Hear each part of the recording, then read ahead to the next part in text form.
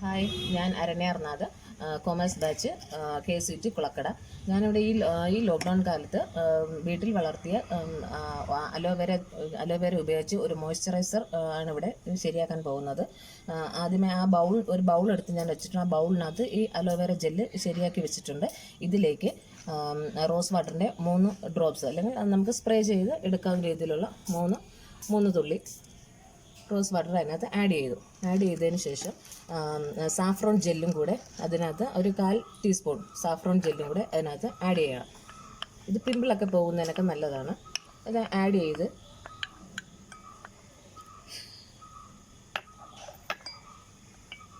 നല്ലതുപോലെ ഒരു 10 മിനിറ്റ് അത്ര വേണ്ട, ഒരു 5 മിനിറ്റ് നമ്മൾ ആഡ് ചെയ്തതിന് ശേഷം ചെറിയൊരു പ്ലാസ്റ്റിക്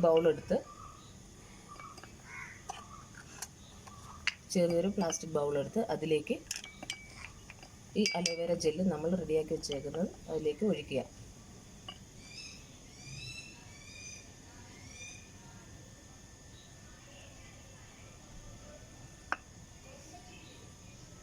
അതിനുശേഷം നമുക്കിത് ഫ്രിഡ്ജിൽ വെച്ച് യൂസ് ചെയ്യാവുന്നതാണ്. ഒരാഴ്ചയോളം നമുക്ക് ഫ്രിഡ്ജിൽ വെച്ച് യൂസ് ചെയ്യാം. അപ്പോൾ ഇത് നല്ലൊരു മോയ്സ്ചറൈസറാണ്.